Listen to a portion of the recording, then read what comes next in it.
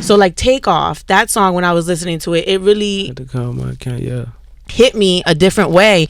Even his words and his verse on the song, you know, can you talk about your relationship with him and kind of that last session with him? Yeah. I actually just speaking of, so yeah, me and Takeoff, man, that was like, you know, to be honest, that was like a random friendship that just came, you know what I'm saying? Like, we end up just linking up. I don't even remember kind of how we just end up linking up, and like, I don't know, we just started kicking it. Like, he'll be in LA, boom, come on, let's go to the strip club. When we pull up, man, you in Miami, come pull up. And it's just like a random friendship.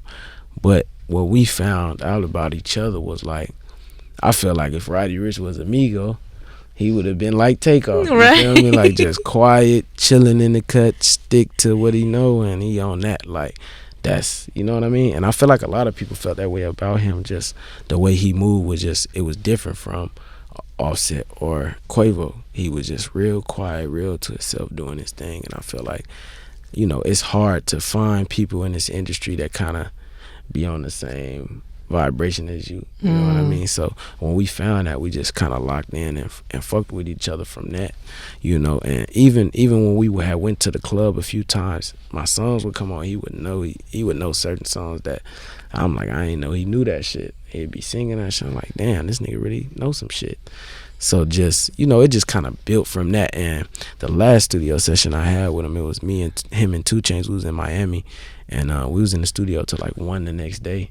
And we was just recording. And it was just, you know, after I got the news, I just kind of was replaying that shit in my head.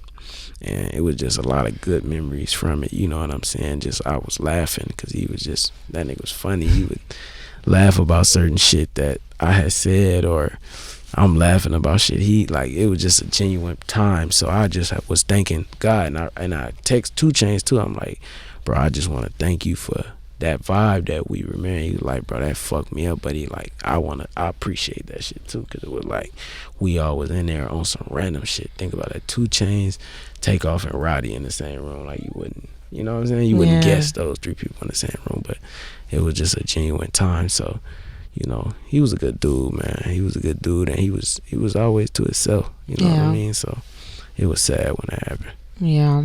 Do you listen back to that music? Do you still have it? Hell yeah. I be listening to it, and you know me, my music may never go nowhere. So shut up! Don't say that. I'm saying like my fans be mad because I don't put it out. You know what I'm saying? Like, I don't be putting my shit out, so that shit may never go nowhere. But it's in my heart. I can listen to it all the time, and you know, I'm glad. I'm just grateful that I end up making those songs and got those memories to be able to listen to them. Cause, you know, we ain't opportunistic. We don't care about that.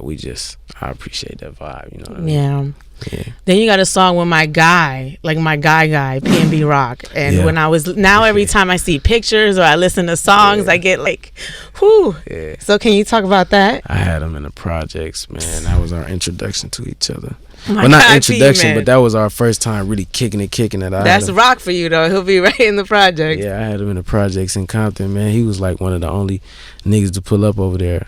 A lot of niggas scared to pull up in my project, but he pulled up and Gunna pulled up. Them was the only 2 niggas that ever. You know what I'm saying? So, yeah, man. Do you feel like you're in this culture, and now it's like, it's scary for the culture sometimes? Do you feel like safe when you move around? Like, do these things that are happening impact you in any way? Like, in terms of how you move, you know? No, but definitely it impacts me because, you know, you feel me? Like, when that shit happens, you feel, but it does not impact the way I move because I already move very, I don't want to say different, but I move a little different. Yeah. But I've been moving like that from the beginning. Mm. I'm from that, so I know that. Like, I grew up with all robbers, so I know how they think. And that's bad, that's upset, but I know how they think, so I be ahead of that, or I be ahead of the niggas, you know what I'm saying? Like, I always think ahead. Now, I'm not saying that nothing can happen because obviously we all are only human, but when I'm thinking, I always think about just different plays and how they could play out, so.